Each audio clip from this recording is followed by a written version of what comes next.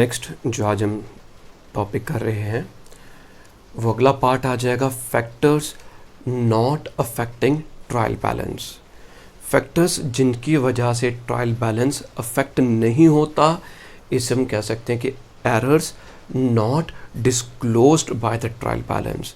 ये वो एरर्स हैं जो ट्रायल बैलेंस के द्वारा डिस्क्लोज नहीं किए जाते, इन्हें हम लिमिटेशंस ऑफ ट्रायल बैलेंस भी कहते हैं।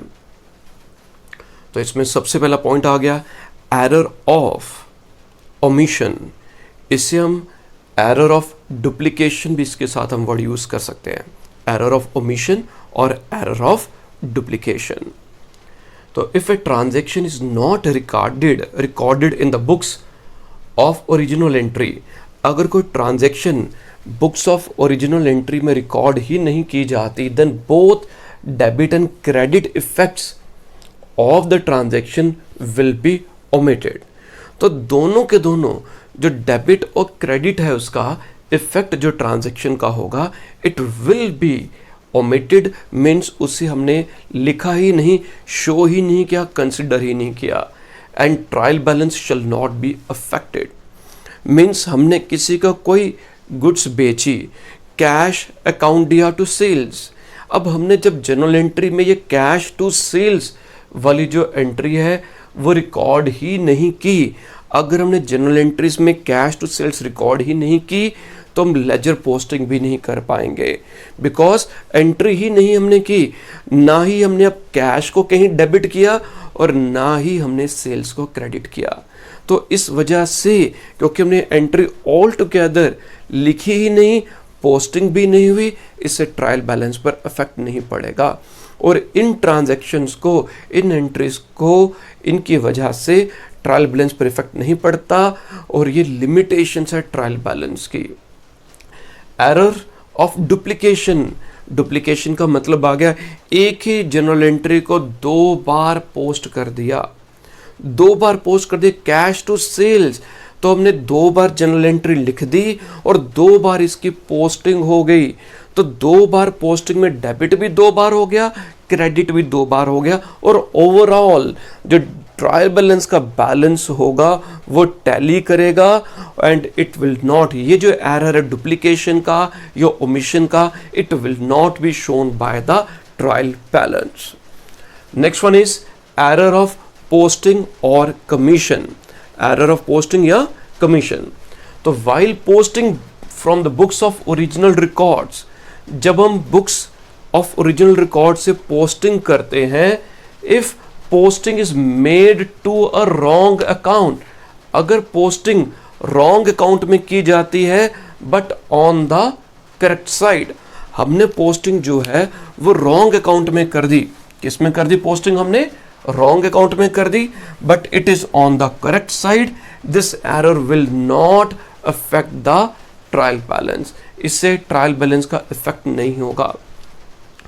तो posting on in the wrong account, हमने गुड्स बेची ए को, हमने गुड्स किसको, इसमें जो आ जाएगा कि हमने ए को हमने डेबिट करना था, हमारे पास जो ट्रांजैक्शन थी हमने किसको डेबिट करना था, ए को डेबिट करना था, बट गलती से हमने लिखा डेबिट में ही, अमाउंट सही थी, बट हमने ए की जगह बी के अकाउंट को डेबिट कर दिया।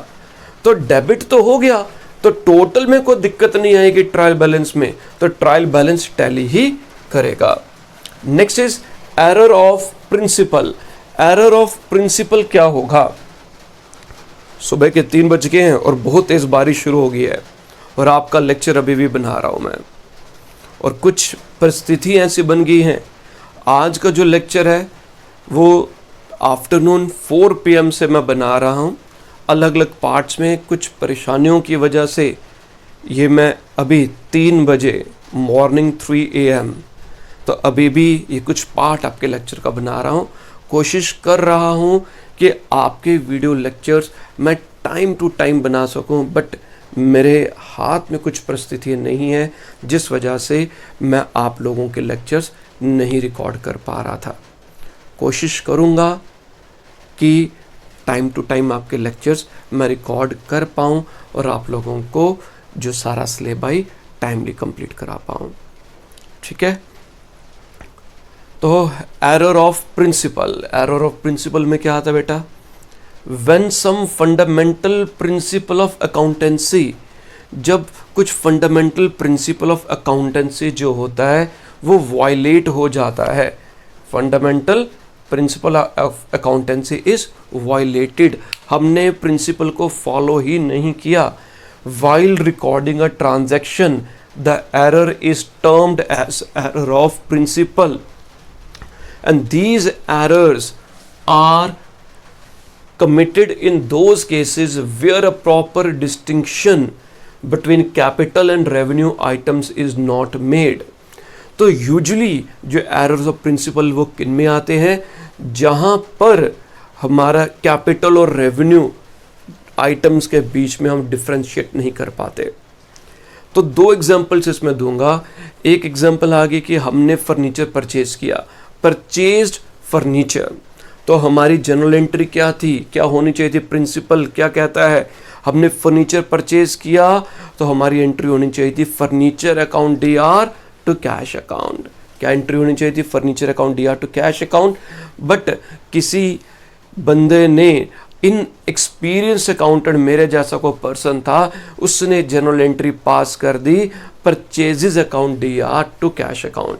होना था फर्नीचर टू कैश, बट गलती से उन्होंने मैंने परचेजेस टू कैश लिख दिया।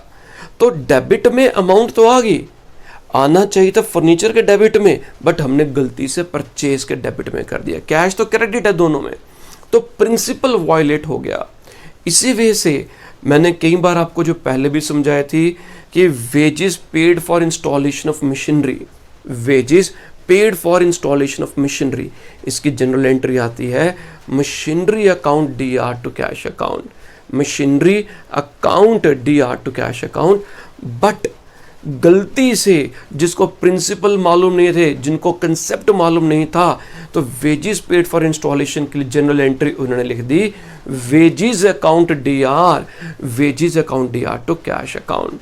हमने डेबिट मशीनरी को करना था, बट गलती से वेजेस को कर दिया।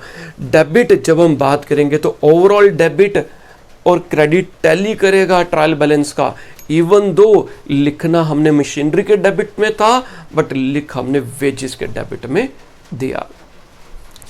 Next one is error of wrong entries in the books of original records.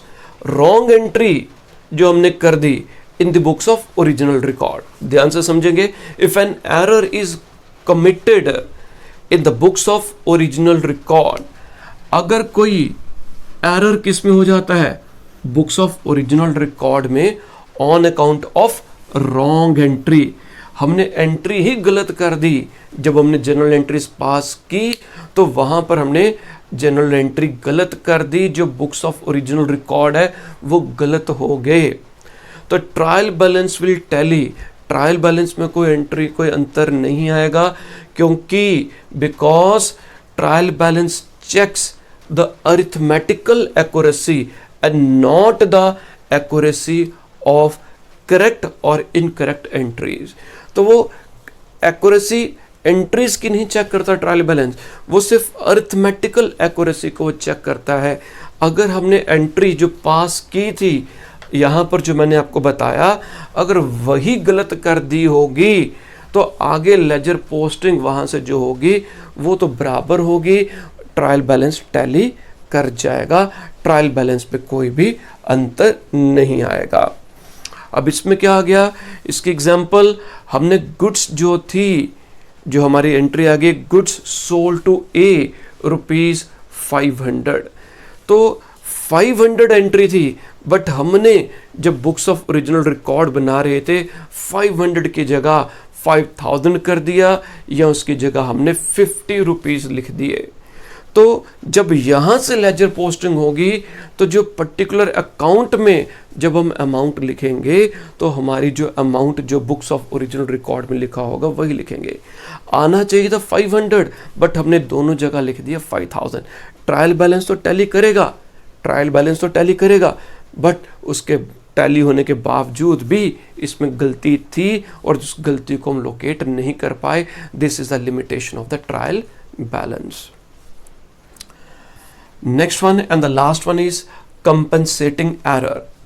If the effect of one error is neutralized, is nullified by the effect of another error. एक गलती होगी और उस गलती की भरपाई कैसे होगी? हमसे एक और गलती हो गई तो उस गलती का इफेक्ट खत्म हो गया. कैसे? वो भी आगे डिस्कस करते हैं. Such errors are called compensating errors. हमने जैसे दो अकाउंट है बेटा, ये आ गया ए और ये आ गया बी. हमने ए को भी 1000 से डेबिट करना था और हमने बी को भी 1000 से डेबिट करना था. ठीक है, हमने ए को भी 1000 से डेबिट करना था और बी को भी 1000 से डेबिट करना था. हमसे गलती होगी. क्या गलती होगी? हमने ए को 1000 की जगह 2000 से डेबिट कर दिया. हमने ए को गलती से 1000 की जगह 2000 से डेबिट कर दिया और बी को जो 1000 से डेबिट करना था वहां पर हम लिखना ही कुछ भूल गए. उसमें हमने कोई भी डेबिट नहीं किया, कुछ भी डेबिट नहीं किया. अगर हमने यहां पर 1000 डेबिट करना था, इधर भी डेबिट 1000 करना था, तो टोटल डेबिट हमारा 2000 होना था.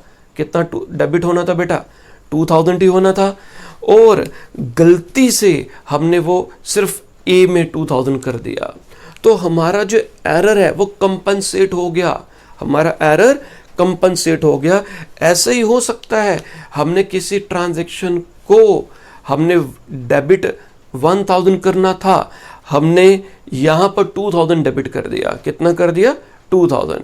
इसी वे से हमने कॉरस्पॉन्डिंग कोई और अकाउंट में डेबिट या क्रेडिट एक्स्ट्रा कर दिया ताकि वो जो एरर है वो नलिफाई हो जाए, उसका इफेक्ट न्यूट्रलाइज हो जाए, उसका इफेक्ट खत्म हो जाए. ठीक है बच्चों, तो आज के लेक्चर में मैंने आपसे ट्रायल बैलेंस क्या होता है, उसके ऑब्जेक्टिव्स, उसकी नीड, उसके बाद इसके फीचर्स ये डिस्कस किए हैं. देन एरर्स हमने पढ़े थे. Errors which are disclosed by trial balance, errors which are not disclosed by trial balance, जो लिमिटेशंस भी होती है ट्रायल बैलेंस की. इसके बाद हम नेक्स्ट लेक्चर में पढ़ेंगे methods of preparation of trial balance, जो अभी एक थोड़ा सा ओवरव्यू दे देता हूं, और नेक्स्ट लेक्चर में हम इसके क्वेश्चंस पढ़ेंगे. तो 3 मेथड्स होते हैं. एक होता है टोटल मेथड, एक होता है बैलेंस मेथड और एक होता है टोटल बैलेंस मेथड.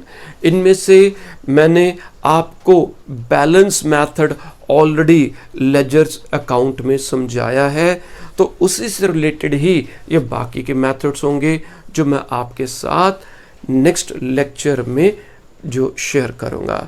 तो ठीक है जी, अगर आप लोगों को लेक्चर ठीक लग रहा है, आप लोगों को इसमें कंटेंट बेहतर लग रहा है, तो बाकी जो आपके सोशल मीडिया पर है, आपके फ्रेंड सर्कल्स है, तो वहाँ पर आप शेयर करिए. ओके जी, घर पर रहिए, सुरक्षित रहिए. Thank you, bye bye, take care.